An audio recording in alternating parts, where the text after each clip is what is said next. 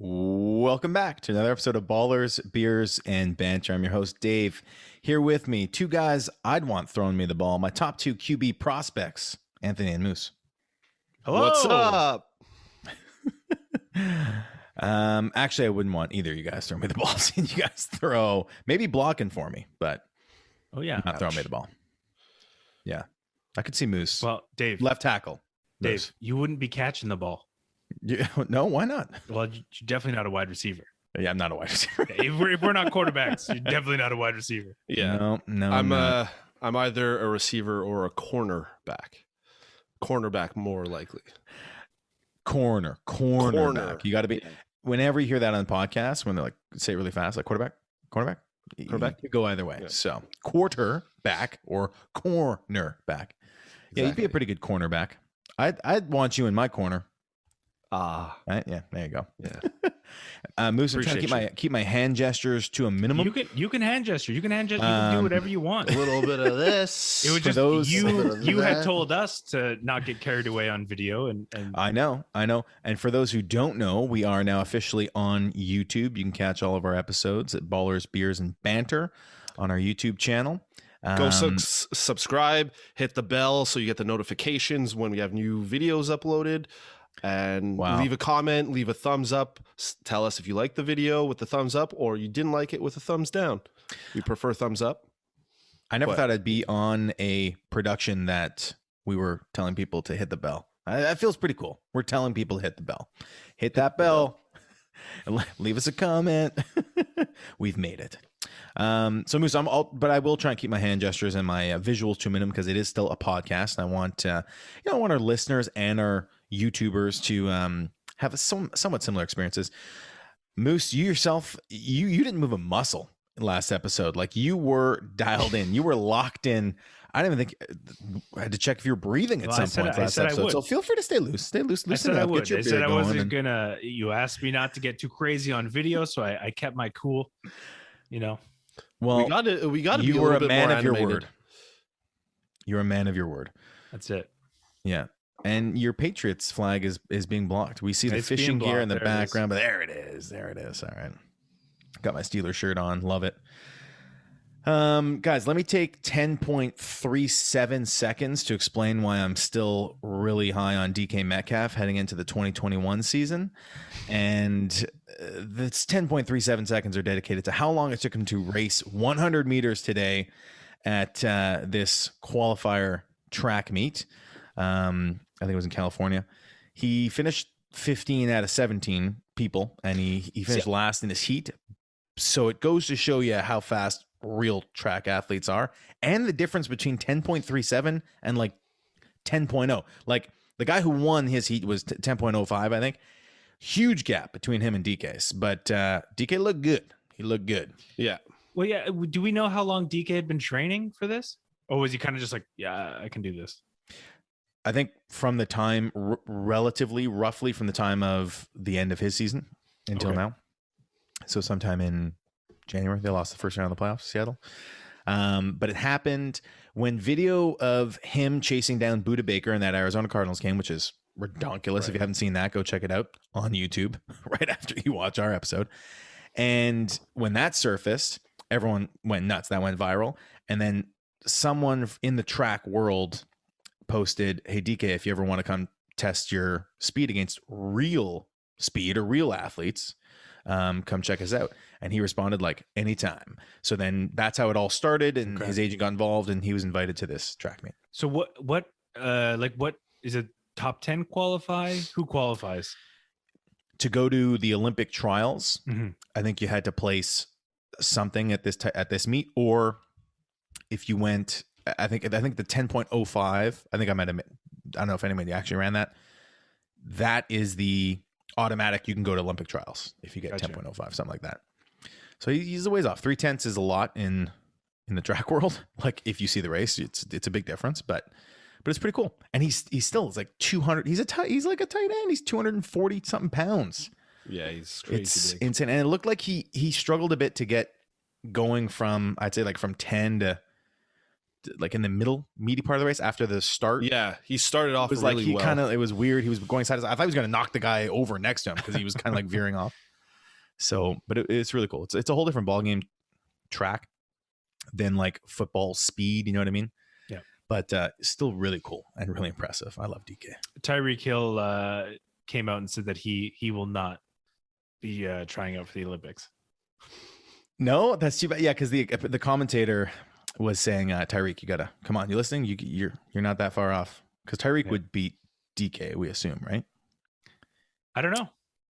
I would think so. He's smaller, so I would place that bet. Yeah, he's smaller. Tyreek's fast. Like cheetah.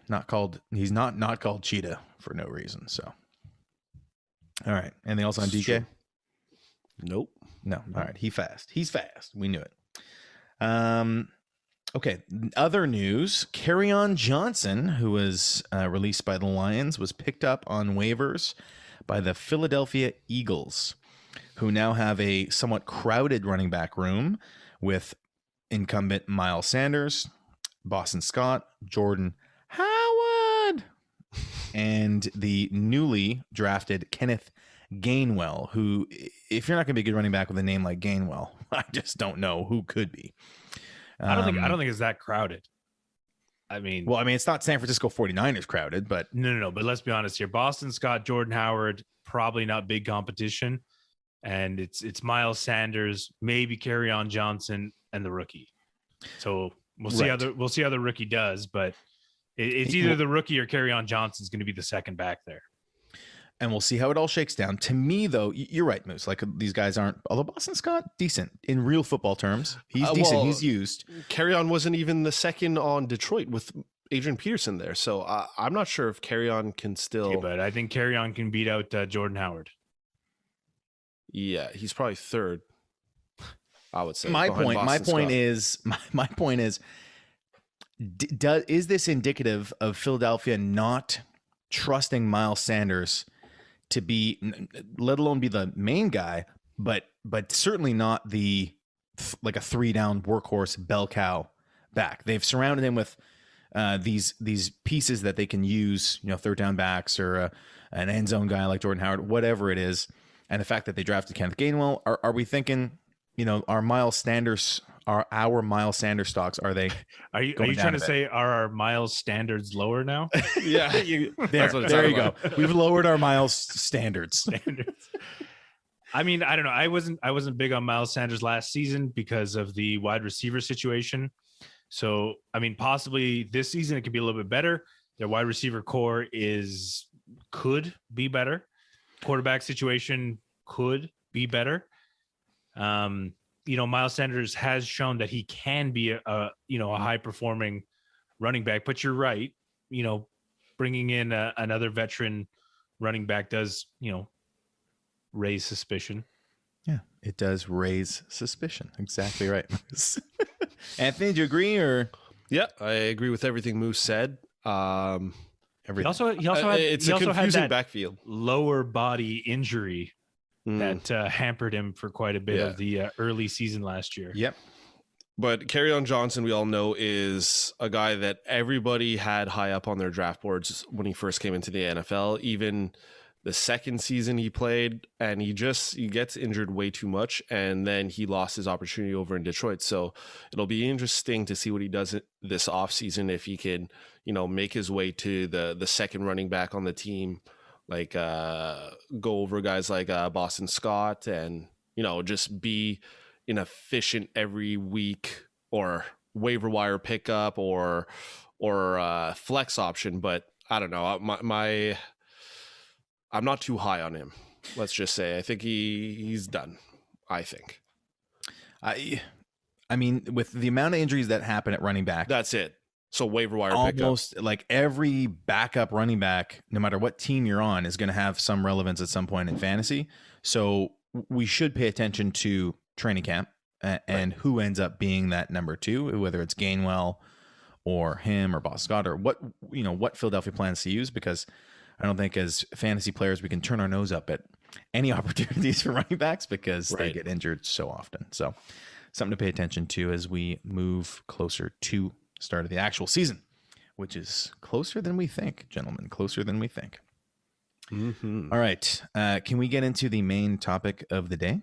Absolutely. Do I have your permission, gentlemen? Permission granted. Why, thank you.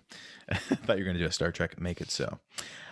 So we are beginning our rookie reviews. In today's episode, we're going to be focusing on quarterbacks. And specifically, we're going to look at the 5 quarterbacks that were drafted in the first round of the actual NFL draft. Everything that we're bringing to you is applicable to redraft leagues. So we might mention stuff that has to do with Dynasty, but we're looking at things from a redraft standpoint. And we're always looking at half PPR. 12-team leagues is kind of our norm and our standard. And specifically, we want to give you info and our input on these rookies and what kind of impact they might have in their first year in the league. Sound good, guys? Sounds fantastic. Fantastic. Okay, so we're getting into rookie quarterbacks today. And for all our rookie profiles, we'll give you some generic stats on these guys. And then we're going to look into some categories more in depth, like their college history, the situation that they're stepping into in the NFL, the coaching quality that they're going to receive, according to us, what their schedule / division and the relative strengths of their opponents will look like, the strengths of their team, and then what kind of opportunity they'll have day one, and our gut instinct, our good old-fashioned Moose gut instinct. What does your gut tell you on this player? All right, let's get into first overall draft pick, round 1, first off the board, Trevor Lawrence, the highly touted quarterback prospect who was drafted to the Jacksonville Jaguars. He's a big man. He stands at 6'6", about 213 pounds. When he ran a 40-yard dash at some point, it was about 4.7. What we know about Trevor Lawrence, great arm. He's big, but he's mobile. He can run, likes to throw deep. He can throw everywhere. Maybe perhaps when he's pressured, rushes some decisions sometimes, but he's the best prospect we've seen since John Elway or Andrew Luck is what everyone says. So Peyton Manning, whatever it is. And his golden flowing hair. I mean, if his play is as good as his hair game, then he's going to be one of the best quarterbacks of all time, right? I mean, would you say? I don't know much about got some good hair. I don't know much about hair, so I'll now that we're on YouTube, I'll take your advice. Okay. All right, guys. College history for Trevor Lawrence. Like, it's pretty insane. So he played 3 years for Clemson, won the national championship as a true freshman, which is the term for actually didn't take a gap year or anything. He's a real true freshman in 2018, won the national championship. He has a 34-2 record as a starter, and he's never lost a regular season game in high school or the playoffs.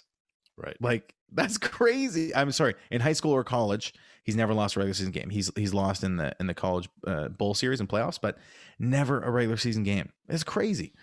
You better get used to it now. Well, I was gonna say, yeah. I was gonna ask, do you think that'll affect him when he loses his first game? When he loses most of his games with Jacksonville? Well, that's an assumption. I mean, it's a whole new offense now. Whole new offense, but I mean, to turn around from the last place team to even 500 is quite a turnaround. So hopefully he has the emotional stability to keep it together, as he will be the leader of the team going forward. You would have to imagine. So hopefully he can keep it together and, get his team back into it, motivate his team. And I mean, I'm sure he will. Otherwise he wouldn't have been ranked this high. I don't think we have a Jay Cutler on our hands here, but anything is possible. I mean, well, we're stepping into, just to finish off his college history here a little bit. He's never thrown for less than 3,000 yards, including only playing 10 games last season, still had over 3,000 yards, 90 touchdowns in his college career, 17 interceptions, rushed for just under 1,000 yards, and 18 rushing touchdowns in his college career. We're starting to talk about his situation now, which is okay. So Jacksonville Jaguars were bad last year. They've been bad for quite a few years. I mean, they reached their heyday when they went to, was it the Super Bowl or the AFC Championship game about 4 or 5 years ago? They definitely did not go to the Super Bowl. Not the Super Bowl. No, it was the AFC faced Championship New game. England. Yeah, with Bortles, right? With Blake Bortles at the helm. So, but they're pretty far removed from that. They've got basically a whole new team, whole new management and coaching staff. So he's stepping into a situation. here with, I mean, a ton of pressure on him, right? Like Anthony alluded to it.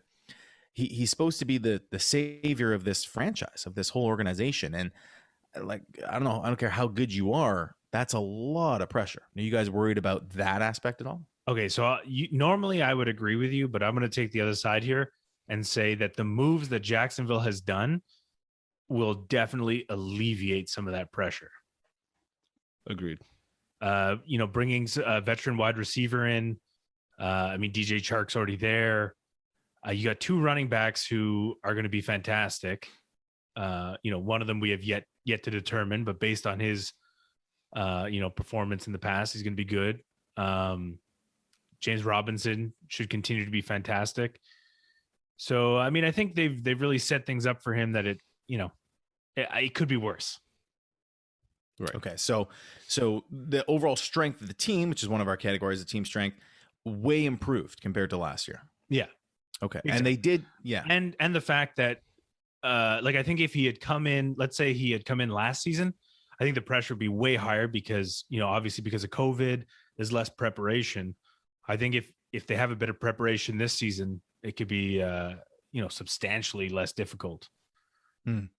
And you already touched on it, Moose, but they kind of went all in on offense in this offseason if you combine their free agent signings plus the draft. So obviously they knew they were getting Trevor Lawrence and they wanted to surround him with some talent and protect him a little bit. So yeah, they brought in Marvin Jones Jr., Carlos Hyde, Philip Dorsett. Then they drafted Travis Etienne, who played with Trevor Lawrence at Clemson. Right. And they drafted an offensive tackle in Walker Little for some depth. I don't know if he's actually going to make their roster, but they also franchise tagged their existing offensive tackle. They got DJ Chark, they got Laviska Shenault, they got James Robinson. So, and of course, the pièce de résistance, guys, Tim Tebow could be signing as a tight end for Jacksonville Jaguars /coach /mentor to Trevor Lawrence. I mean, they got the whole package there. So he's definitely surrounded with, it's going to be a different offense this year for sure. Do Anthony, anything on that subject, or can we jump into coaching? Jump into coaching. All right. So coaching, this is a little bit of the unknown. So we got a whole new management team and a whole new coaching staff. Urban Meyer, widely considered one of the best college coaches in history. But we've seen college coaches come into the NFL and not succeed. We saw it with Nick Saban, and maybe he would have succeeded if he stayed, but Nick Saban's the best college coach of all time. Right. And he was not right. He didn't last very long in Miami. He's like, I'm out of here. I'm going to Alabama. Right. So we'll see. It doesn't necessarily mean that if you had success at the college level that you will at the NFL level, but I can tell you one thing that he's going to do. And for our listeners at home, they'll be able to see the visual, but I actually own the Urban Meyer book, the book on Urban Meyer, called Above the Line. It's a great book, great read for football fans and regular people alike. And what he's known for is reshaping a team's or an organization's culture. And every place he's gone, whether it was with the Florida Gators, where he won 2 national championships in 06 and 08, or whether it was with Ohio State, where he won a championship in 2014, what Urban Meyer does is all about culture. And so he's going to go into this Jaguars team and create a culture of professionalism and of his motto above the line is basically, here's the line, here's the standard, you're either above it or you're not, and if you're not, you're getting out.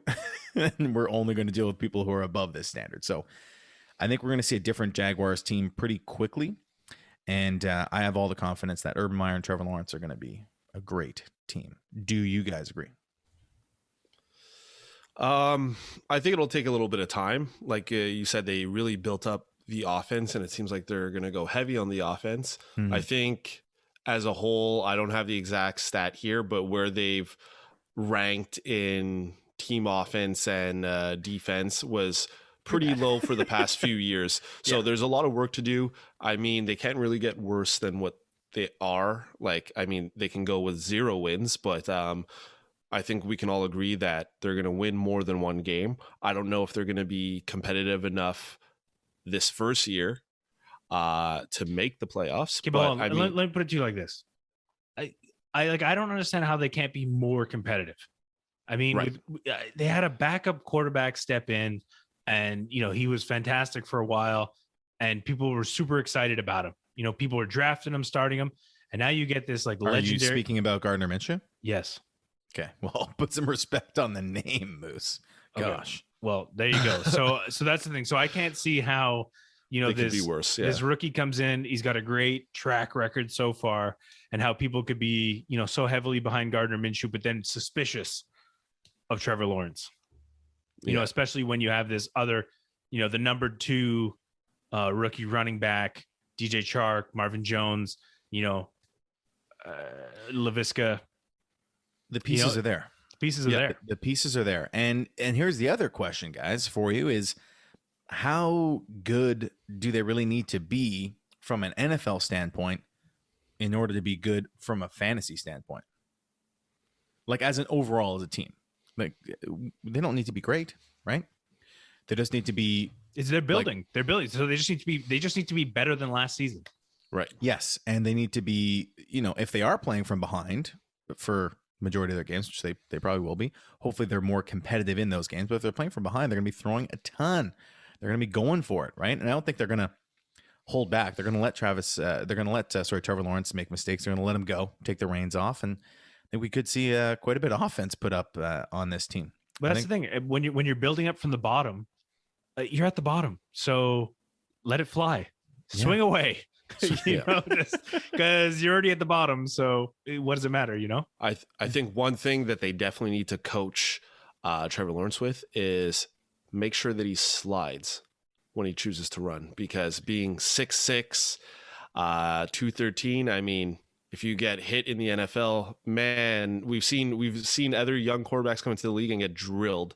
So they better teach him how to slide and fast so that they can have him. To slide fast, or they better teach him quickly how to slide.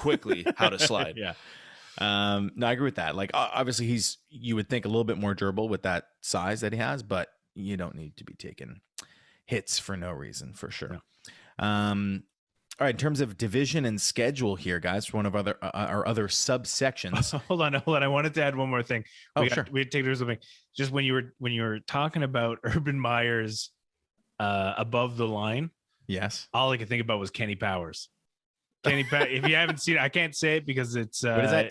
Eastbound and down? Eastbound and down, but he has the same motto, but maybe a little more explicit. So I can't say it on the podcast, but if you know what I'm talking about, maybe you're laughing. Oh man, I can't piece it together, but we'll it's check either it out basically later. There's a word I can't say, but it's either you're in or you're out. And there's a word I can't say in between those things, but Gotcha. You're in or you're out. Okay. Yeah. So from a division standpoint and a schedule standpoint, they're in one of the worst divisions in football, maybe for sure in the AFC. They're playing the Colts, the Titans, and the Texans twice each. So those Texans games, I mean, they're sure they're going to be able to put up some points against the Texans. The Tennessee Titans didn't have a great defense last year, should be improved, and the Colts are very good. And then they're playing the AFC East and the NFC West, and that's not good because the AFC East are opponents like the Steelers, the Ravens, the Bengals, the Browns, and the NFC West is the Rams, the 49ers, the Cardinals, and the Seahawks. So they'll have some tough competition. Sorry, AFC, did I say East? You said AFC East and NFC West. Okay. So sorry, should be New England, Miami, right. Buffalo that they're playing. Not this, but equally tough. I mean, in terms of in terms of giving it to rookies, Bill Belichick and that defense, and Miami and that defense, and Buffalo. I mean, tough. So could be a little bit of a trial by fire there in those games. We don't know the exact schedule yet, but we know they'll be playing those guys. So that could be tough.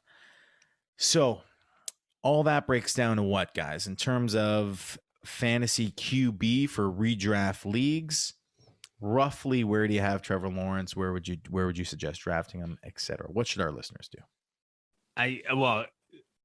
If you're a wild man, you're drafting him. Is what I'll say. I mean, I wouldn't draft him this year in redraft. But if you do, you're taking a big gamble that could pay off. Right. I mean, I did the same thing with Patrick Mahomes. I picked up Patrick Mahomes on his fantasy rookie season, and it paid off, but it was a big risk. In his fantasy, you mean the season? In his second season, but it was So, I mean, to me, again, it comes down to like, let's say the Trevor Lawrence ends up being the best rookie quarterback ever. Okay. Which is that's his upside, would be the best rookie quarterback ever. We're looking at comparable to what Justin Herbert did last year, roughly, maybe a little bit better than that. Yeah. So if you look at like sports betting, the over under on Trevor Lawrence's throwing touchdowns this year is like 22.5 or something. So if he gets 25 touchdowns, he's doing better than projected by Vegas, let's say, and it's still not that great, right? So I think the absolute upside for a guy like Trevor Lawrence is maybe a low end QB1, which is fair, but so there's no need for me for our listeners, I think, to go out and reach for this guy. No, I like him as you think he has a really low upside? You don't think he could turn the Jags around, have a stellar season? I think he absolutely could, but what in terms of fantasy, what is that going to equate to? Is I think maybe like we saw Herbert last year, quarterback 7, quarterback 7, quarterback. Okay, but that's pretty good. I mean, if you took Justin Herbert, quote unquote, too deep to mention on a podcast, at the end of your draft, I mean, pretty good value. So I guess that's the question: is he a kind of guy you're aiming to late round dart throw? Like, just between the three of us, are either of you taking him, let's just say, even in the mid rounds? Are you guys considering him in the mid rounds? I'd nab him. I'd nab him as a second quarterback. So wherever in the mid rounds. So you would take a 2 quarterbacks. I wouldn't. What do you want to talk about it? Like I think he's going to go in drafts. I think because of his name, he'll go, but he'll be like the earliest will be like round 8 of a redraft. I feel somewhere around there. Because that's what we got to, the listeners, we got to tell them sort of where, because that's the thing. Because in our league, I don't think anyone's going to draft him. So late round dart throw in our league, in our redraft league or our keeper league. No, I think somebody will take him because I'm thinking back to our draft last year. Burrows did go. Joe Burrow, sorry, Burrows. Yeah. Joe Burrow did go as a second QB in, I think it was round 10, something like that. So, okay. So would you guys, knowing that he would go in 8 or 10, would you guys take him earlier? No, I'm not going to take him earlier. I'm not going to take him earlier than his ADP. That's for sure. Because I feel like where he's going to be drafted will be closer to his ceiling or his upside than what he might end up being. So like the low end version would be like Baker Mayfield's rookie or sophomore year. You know what I mean? Like, so where are you guys drafting Justin Herbert? As a top 8 QB, for sure. Like I would draft him earlier. Like how much earlier? Round 5, 6, around there. Well, but it's good to know because, like, if you want to gamble on his success, we've said his height can be Justin Herbert. So we would agree then that the highest you could probably take him, or you'd want to take him, is around round 5, to gamble on his ceiling. But in general, you shouldn't be taking people in a draft based on their upside alone. You know what I mean? Like we know, and our listeners will know, come draft season, that you're always looking for value in your draft. So if you're drafting someone in a position where you need them to hit their absolute potential, their absolute upside for it to be worth that pick, then it's not a good pick. Sometimes you got to gamble too. Sure. But if you can get that player later on, then yeah. But I mean, if someone's really high on Trevor Lawrence, then he could go as early as the 5th. So waiting to try to get him at the 8th is not going to work out. Don't need to. It'll happen like that in some leagues. But again, I'll bring up Joe Burrow again. A lot of people thought that being as good as he was getting into the NFL, everybody was expecting his upside to be maybe top 12, 10, 11, 12 in the rankings. But I mean, are you drafting him that high in his rookie season when he hasn't proven anything? I think, and I've mentioned in the past, when I had Cam Newton and won my league when he first came into the NFL, like, he was talked up, but I picked him up off the waiver wire and then won my league with him. So, I mean, these rookies, and Peyton Manning didn't have a good first year either. He had a great, like he threw a lot of interceptions. So, I mean, these quarterbacks, like he could play well. He could get make it worthwhile to grab some of these Jacksonville Jaguars players in other positions like the wide receivers and the running backs. He might elevate the game of the other players, but for himself, I mean, ceiling's up there, like we said, like Herbert, but I mean, nobody's reaching for him in his first season. So to put it in perspective, Justin Herbert had the best season of a rookie quarterback ever, and he finished 10th. He broke the record for most passing touchdowns by a rookie quarterback. So it's one of the best seasons we've seen. Oh, right, because Patrick wasn't technically a rookie. Right. So, because you were like, what? I was like, what? Patrick Mahomes? And Justin Herbert finished 10th overall last year. Of course, he didn't play that. No, he played the first game, right? So no, he did not. He didn't. He played. He came in week second 2 or the third. Week 2 is when the thing with Tyrod happened. Yeah, he had the lung injection. Well, he's still points per game basis. He's 11th, still 22 points. So that's more the upside that's the high end for Trevor Lawrence. So yeah. So gamble at round 5, play it safe at round 8. Yeah, maybe even later. But yeah, we'll see when we start doing some mock drafts here. What it looks like. All right, good. We're good on Trevor Lawrence. Yeah, I think so. Yeah. Okay, great. So moving right along to the second quarterback off the board. Very interested to hear your guys' take on Zach Wilson, who was drafted 2nd overall to the New York Jets. I was surprised that he's 6'2". He's 6'2", about 214 pounds. Not sure. We know he's fast. We don't know his 40-yard dash time, but he seems a lot smaller than 6'2", 214. Like his frame, his small stature. Mm-hmm. He looks like he's 8 years old. Not 8, 14. Looks like he's 14. It doesn't look like a child. Yeah, like when he was waiting around for the draft with everyone else, it looked a little out of place. So he looks like he's waiting for his first, his first beard hair to spread through. Oh, guys, sorry, we missed the best part of the Trevor Lawrence thing. Gut instinct. What does your gut instinct tell you about Trevor Lawrence? Sorry to go back, but we got to do that. Moose, gut instinct on Trevor Lawrence, year 1. My gut, I would gamble on him. Okay. Yeah, as your QB, as your starting QB. Yeah. Oh, I think he's got the background for it, but you got to play it safe. I would also, you're picking up a late round quarterback as well. Don't leave yourself. So you gamble on him, but play it safe. Well, yeah, you got to cover your bases. Which is it, Moose? Well, you're saying gamble on him, but you'll probably need to draft a backup quarterback, gamble another on him, QB, almost as quickly, just in case. Well, I wouldn't say almost as quickly, but like, for example, Anthony, your late round quarterback strategy, I would employ that and take Trevor Lawrence early. So yeah, you might be, missing out on, a mid-round wide receiver or a mid-round running back. But if Trevor Lawrence pans out, it won't matter because he's gonna make up those points anyways. So, I would say if you're gonna do that, get a quarterback late and keep your ear to the ground on that waiver wire, because you're probably gonna need to try to find, a gem to fill in that gap where you would have had a mid-round player. Okay. And Anthony, your gut instinct on Trevor Lawrence. Yeah, I would have to agree. Take a shot on him. I would be, I mean, I'm the guy that drafts quarterbacks late. So, I'd draft him and probably pick up a guy like Kirk Cousins, who does usually. That's exactly what I was going to say. Dang it. So I would pick a guy like that just to have some more stability if, you know.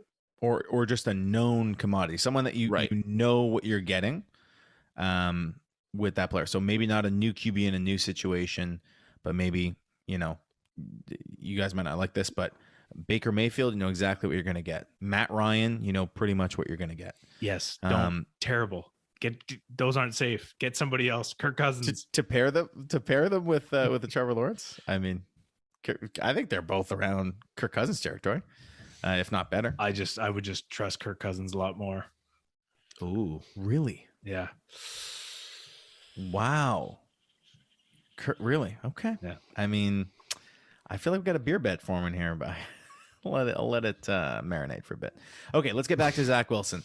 Smaller than he looks, Zach Wilson, and I don't know, guys. Like from a fantasy standpoint and from a real football standpoint, I think a lot of people were surprised when the Jets locked in this pick quite a while ago. And, and then I think because he was locked in for so long, people became accustomed to the idea of Zach Wilson as the second quarterback off the board.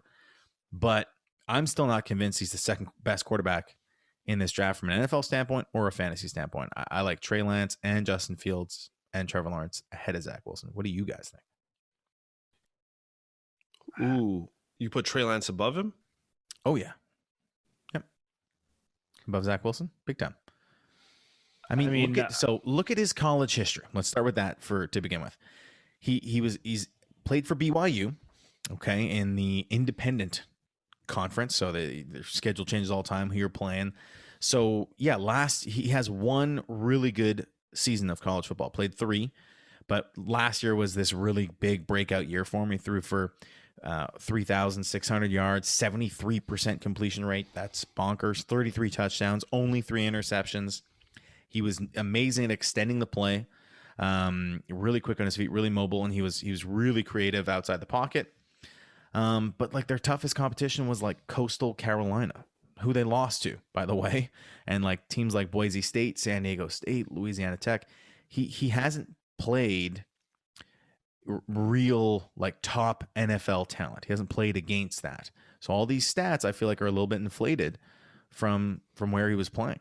So I worry. I know he's got raw talent and skill, but I worry a little Zach Wilson's going to get crushed by the New England Patriots D-line, My big concern is the development in New York. So he's coming to New York. There's no veteran quarterback there for him to. Yeah, who is the backup right now? Because they got rid of Flacco. Some guy named Mike White. Sorry, Mike White. Yes. Did they not sign Josh McCown or something? James Morgan? I don't know. I'm going off sleeper here. McCown. But, didn't he retire? I don't know. But it's they brought someone in. The situation is not optimal in my opinion. Like you go to New York, there's already probably like really bad team morale.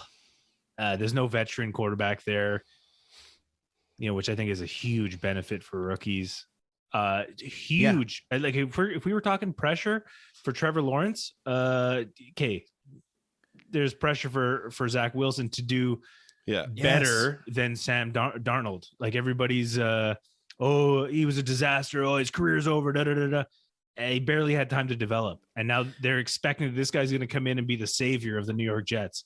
That's pressure, big time pressure. And New York a little bit less pressure in a Jacksonville environment than New York City. It's the biggest city in the world, right? Like under the lights of New York, and they're not super patient as sports fans initially. No, it takes a while to get, for them to fall in love with someone. And a lot of their fans really liked Sam Darnold, and they were disappointed that in the direction that the Jets took.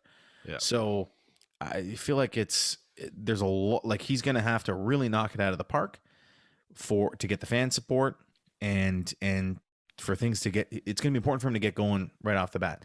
But the Jets suck. So it's like, it's going to be tough to get going and have a good start. Well, let's be fair here. Let's always try to stay positive. The Jets, let's stay positive. The Jets sucked last season because it already happened. So we can confirm that they sucked. They made some offseason moves. I don't think it's enough.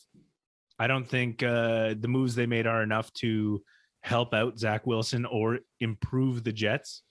Not in the same way that Jacksonville did. And, I think they're going to do a little bit better, but I can't look at the Jets and say like, ooh, spectacular turnaround coming. Right. And I think that's what you have to look at. As an organization, they made moves as far as players, as far as management. Like we mentioned, they have Robert Saleh there. They drafted a wide receiver. They drafted a running back as well. So Michael Carter, the running back out of North Carolina, and Elijah Moore. Right? Elijah Moore, and who's out of Ole Miss, which is where, sorry to cut you off, Anthony, where A.J. Brown and DK Metcalf came from.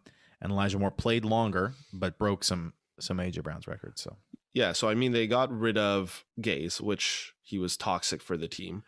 Darnold, I was gonna say But you mentioned the point that a lot of the fans were happy with Darnold. Like, they didn't think it was his fault. But anyways, it's a fresh start. They have a new guy in. What they have to make sure they do is not ask too much of Zach Wilson this first season. They don't have as many weapons as they do for maybe Trevor Lawrence. This is why I give Trevor Lawrence a bump over Zach Wilson. I think there's a lot more growing as a team and acquisitions they need to make to benefit him and make him a more relevant fantasy QB, because there's not a lot of weapons over there. Yeah. And you know what it really, they did the same thing that Jacksonville did, same strategy. They're trying to surround and protect their asset in Zach Wilson, but it was like the B version of what the Jaguars did. So They get Trevor Lawrence, they get Zach Wilson. They drafted Travis Etienne, they get Michael Carter. They have DJ Chark, they signed Corey Davis. They Jacksonville brings in who else? Marvin Jones, and these guys drafted a rookie. So, and they each, I think the Jets improved their O-line a little bit. They did get Elijah Vera Tucker, supposed to be a tremendous O-lineman, but that too, yep. Tough. And again, the division. So Jacksonville's a way easier division to play in. Zach Wilson's going to be facing twice. He's got to go. Trevor Lawrence has to do it once, but Zach Wilson has to do it twice. That he's got to go up against Belichick and his defense, Brian Flores, the Belichick disciple in Miami and his defense, and Buffalo, who's one of the best teams in the AFC. You got to play each of them twice. So there's six. No, there's Buffalo's six real tough Buffalo's games. Defense isn't anything to shake a stick at either. No. Oh, no, I'm saying that. Yeah. Way improved. That's all they did was they drafted big linemen, right? So really tough division. And then you get a break with the other games. They're playing AFC South and the NFC South. So they get to play the Jags. We'll see that as a matchup. They get to play the Texans, Atlanta, Carolina. But I think it's going to be tough. It's going to be tough going for poor Zach Wilson. And again, it would be great if you could turn, like, at least, if Trevor Lawrence is having a tough time, he can turn over to Gardner Minshew and be like, Minshew's going to lighten it up a little bit. He's going to be in his jorts and his mullet and be like, don't worry, kid, you're doing great. And then Zach Wilson's going to turn to who? Mike White? Oh, man. Tough. I think it's going to be a disaster. So I don't know about a disaster, because no, I wouldn't say disaster. It's like we said about Jacksonville. Once you're at the bottom, I mean, you can only but go this up. year specifically. Like, we can talk about Trevor. Like, Trevor Lawrence could end up being, like the best quarterback in the league, right? That's his eventual upside. But we're talking this season, and Zach Wilson could end up being very good quarterback. But for this season, it's not looking bright. No. My gut instinct says stay away. Yeah, I wouldn't even want to take him as QB2 on my team at the moment. I would rather go with a veteran. Yeah, that's me. All right. Yeah, I also agree. Anything else on Zach? On our boy Zach? Literally, emphasis on boy. No. No. All right. Well, those are 2 day one starters that we know about. And then we got 3 guys here that we don't know when they're starting. So we can talk about them kind of all together here. And that is Trey Lance, who was drafted 3rd overall to the San Francisco 49ers. He stands at 6'4", 226. Oh, like those numbers a little bit. Big, mobile, known for his work ethic. Then we got Justin Fields, who was drafted 11th overall. The Chicago Bears moved up to take him. He's 6'3", 227, and ran a 4.44 unofficial. Yikes. So probably the best athlete amongst the 5 of them. And then, speaking of athletic, Mac Jones was drafted 15th overall to the New England Patriots. He looks like poor guy, but he's a good guy, good quarterback, I'm sure. 6'3", 217. But there's pictures of him circulating in his cigar, shirtless, and he looks like your Uncle Joe, your Uncle Jim at a backyard bash. I'm going to tell you this. Go on Google. Yeah. Look up all the quarterbacks and what they look like physically. None of them look that athletic. I agree with you. That's the old trend, the Drew Brees, the Tom Brady's, the Peyton Mannings. But the new trend of athlete, regardless of position, is athletic. Let me just name some amazing quarterbacks. And then right. But if those guys were coming into the league today, I bet you they'd be a little bit fitter, a little more athletic. They'd care about their 40 time and their physique and stuff. Maybe. Put it this way. If you have 2 people and all their intangibles are equal, they got the same leadership skills, same mind, same arm, but one of them can run a 4.4 and looks like you wouldn't want to meet him, in a bar fight, and the other guy looks like your uncle that you'd want to have a beer with in the backyard. Which would you rather have on your team? Can my uncle throw it over them their mountains? They both can throw it over them their mountains. Is the point. I don't see the difference then. You just look good in a jersey. Escaping the pocket, escaping defenders, more durability. That always hasn't been proven to make you a better quarterback. Okay. What about in fantasy? What about in fantasy terms? No, I mean Ben Roethlisberger was a great fantasy quarterback. He wasn't the most mobile quarterback. That's when you couldn't sack the guy because people just brush off him. But I mean, I don't think you're required to be, like super jacked to be an amazing quarterback. I know what Dave's saying. I get it too. You don't need to be jacked, but I don't know. I'll bring up a silly comparison to support Dave a little bit. The whole like boxing that's going on with the YouTube community. When Ben Askren fought Jake Paul, everybody took one look at Ben Askren's body, and he looked like he had dad bod going on. They're like, oh, this guy's not going to win the fight, and then he got knocked out in 10 seconds. Okay, but Ben Askren has achieved a lot in his sports. Like I know. But he's achieved a lot. But when you see that body, people are like, oh, he's not going to win now. Well, I appreciate you supporting me, Anthony, but fighting's probably not the best one to bring up. But you see, I also agree with you. If you put Mac Jones and Justin Fields side by side, I would go Justin Fields because of his time in the 40-yard dash and just looking overall fit. We know that he's going to hit the gym and take care of his body. Yes, in the past, the QBs didn't do that, but I think a lot of people. Because here's the other thing, like, sorry to cut you off, Anthony, but the old quarterback was a pocket passer, right? That was the main thing in Peyton Manning's heyday, and calling the plays of the line, audibles, all that. But today's NFL, you want a mobile quarterback, someone who can escape pressure, who can go outside the pocket, who can escape defense, who can improvise.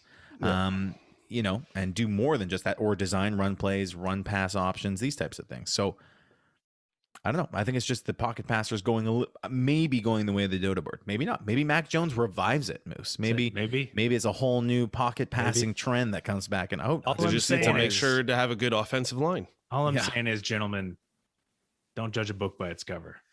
Fair enough. So out of these three guys, first of all, rank these three guys. Trey Lance, Justin Fields, Mac Jones. Hold on, I got to interrupt. Just because I only thought about it now, because it's appropriate to say that maybe we should say, "Don't judge a beer by its label." Don't judge a beer by its label. Yeah, because there's lots of creative labels, but that doesn't mean the beer is very good. You got to have if you're a microbrewery, especially if you're doing IPAs, you got to have the coolest graphics on your can. That's for sure. But you have to have the coolest graphics to make up for the beer, or do you also have to have exactly beer? That's true. It's a good point. It's a great analogy. Great analogy. There you go. Yeah, until your beer runs a 4.4. Then you're like, tasty. All right. So out of these three guys, who do you see with the clearest path to playing this season? Trey Lance, Justin Fields, or Mac Jones? Or can you order them? Who do you think is going to be the first one to play to start a game? Mac Jones. Really? Yes. Yeah. So you're basing that off of Cam Newton's. Well, out of the three veteran quarterbacks, Cam Newton's probably the most. Jimmy got injured last season, but I don't feel like his injury is a lingering injury, whereas Cam Newton has a lingering injury in his shoulder. So I think if Cam Newton gets banged up a bit, he wasn't overly impressive last season. He really got the fantasy points when he would jog it in at the 3-yard line, which is, obviously for fantasy, it's fantastic, but jog it in. If he did kind of jog it in. Yeah.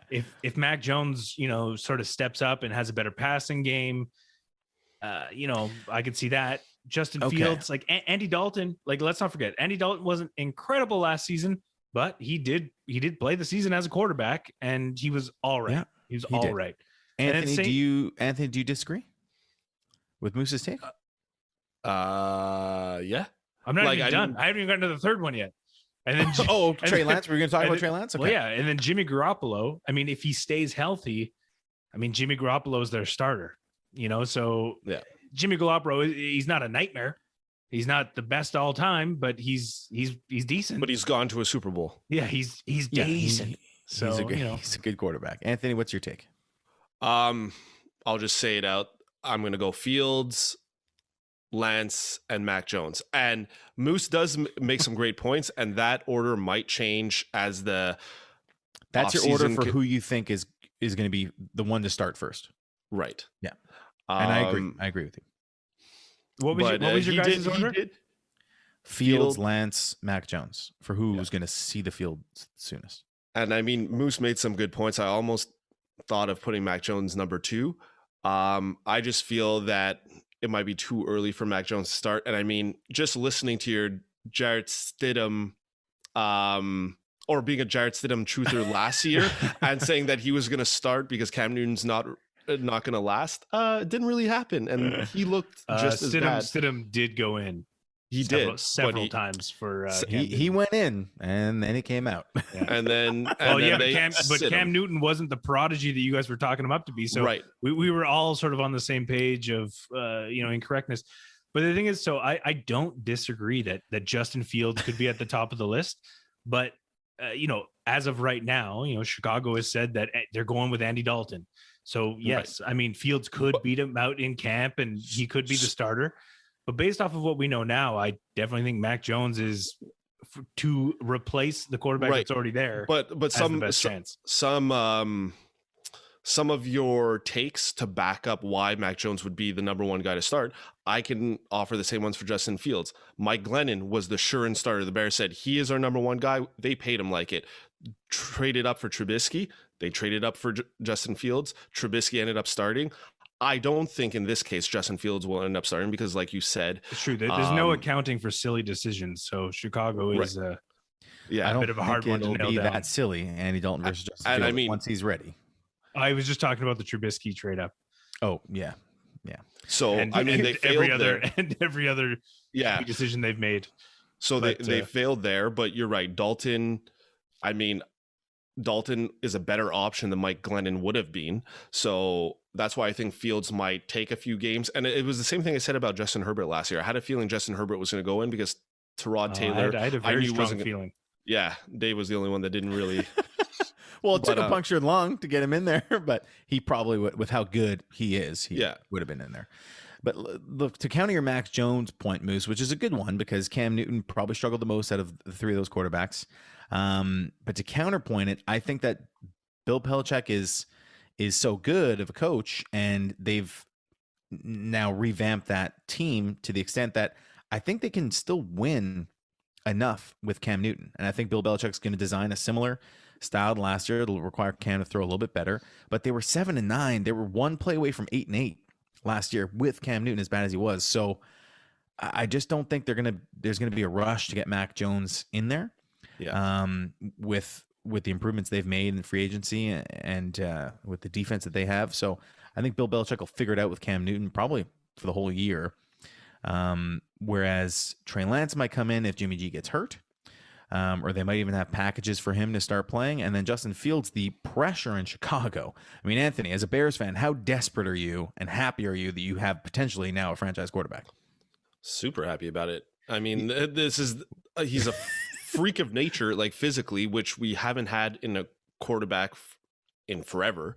And I mean, like you said, a lot of people's jobs are on the line in Chicago. Yes. So the GM saved himself a little bit with making these draft decisions. And then we'll have to see what Matt Nagy does if he feels that, if Dalton's not cutting it. We're all pretty much in agreement that Justin Fields, is a very strong chance. And then, I mean, your argument for Trey Lance was the same that I made for Mac Jones. So I think either one has a chance of getting in, if there's an injury. Yeah. Okay. Fair enough. And now out of the 3 guys, for all 3, would any of you guys draft these in a fantasy redraft? Save them for the waiver wire? No. Waiver wire for all 3. Okay, hold on. Let's be clear here. At this moment in time, no. Right. After camps, could be a different story. Yeah, right. And I would agree with that. Agreed too. 3 guys who probably aren't starting day 1. Probably don't need to draft them in your redraft leagues. Cool. All right. Anything else on those 3 guys? Nope. No, I don't think so. Okay. I will just, that's it. Just point out. I think we pointed out the big stuff. But I'm excited about Trey Lance. We didn't get to see him play that much in college, but he was undefeated, 19-0 college career. Well, it's like we said a few weeks ago. Like whoever goes to San Francisco, it's going to be exciting. And he's on San Francisco, exactly. In terms of coaching and situation, it's pretty much the best. All right. Well, let's move on to our next segment. Anthony, you got the lead in for us? Yeah. So our next segment is They Said It on Reddit. They said it on Reddit. Nice. That was good. Yeah. Okay. That was great. That was good. Yeah. I didn't want to disappoint your mom. Yeah. If and when my mom gets to it, I don't want we told Dave to take it down a little bit. Yeah. Yeah. I could really take it down. All right, Anthony, hit us. So this one comes from user successful_example55. How do you guys create your own rankings? Do you guys create your own rankings every year, tailor-made to your liking, or do you just go with pre-made rankings? If you create your own, how do you do it? By position, overall, tier-based? And this is a question for the general public, not a question specific for us. Correct. So in response to we can talk about what we do, but then we should also include what we think our listeners should do. So for us, we already have all made some initial rankings. We have it tier-based. I have mine even color-coded. So I have this is a tier of, so let's say for quarterbacks, you guys had Patrick Mahomes in a tier unto himself. I got Mahomes, Kyler Murray, Josh Allen, kind of in that top tier. That's how I would be happy with any of them in a certain spot in the draft. Anyways, so we have pretty in-depth rankings and we're adjusting them all the time. In terms of what listeners should do, I think you should gather as much information as you can, including listening to our podcast religiously. And I think it's a worthwhile exercise to go home and rank your guys before your draft, like who you would take, especially for the top guys. So you're comfortable going into your draft knowing I got this guy ahead of this guy. I think. What do you guys think? Go ahead, Anthony. I was going to say it's definitely worth doing some prep and ranking your own players before a draft, because if you just go with the pre-draft rankings, you might miss out on some information that maybe came out during the offseason of players. Like the way you win your draft is finding diamonds in the rough, like sleeper type players. So there are players that I feel sometimes you'll have to reach for and not just go from the pre-draft rankings and get a step ahead of some of the other players in your league. So I do think it's wise to plan and rank a fair amount of players going in the draft. Anthony, what was this user's name? Successful _ example 55. Example 55. All right. So successful example 55. So in my opinion, your rankings are it's always a work in progress. It's I think your first year, your rankings are probably I would suggest you go to a couple of analysts like ourselves, you take our rankings, take a couple other people's rankings, and you sort of compare and see where players are at, and you make your rankings from that. And each year you sort of adjust your rankings accordingly based on, how players performed, move them up or down. But I think it takes like 1 or 2 years for your rankings to become, solid based on your strategy of how you draft and, how you play the waiver wire. Because, then you can really look at your rankings and say, okay, well, I can take a guy early, full knowing that, you'll replace him or replace the gap, the reach you may have taken later on with someone you'll take off the waiver wire who's a gem. Great way to put it, Moose. I think when you're new to fantasy football, you're going to rely a lot on information like ours. And what's great about our rankings is we differ on a lot of people, but we make a consensus ranking that we'll have episodes on and we'll be released on Instagram. So you can check that out. And then as you get more comfortable, the more experience you get as a fantasy football player, you start to do a little bit more of that on your own, I think. And the way that you draft, I think looking back at past drafts, if you can look back at, like, let's say you're going into year 2 as a player, look back at how you drafted and what you would have done differently, knowing what you know now. That's a great exercise. Yeah. Plus, you'll develop your own code. Like, I mean, all the Miami players get highlighted, and I just don't draft them. Big X's on the Miami. That's what I was going to say, too. If you don't like players on a certain team, you just X them out or drop them in your rankings. Yeah.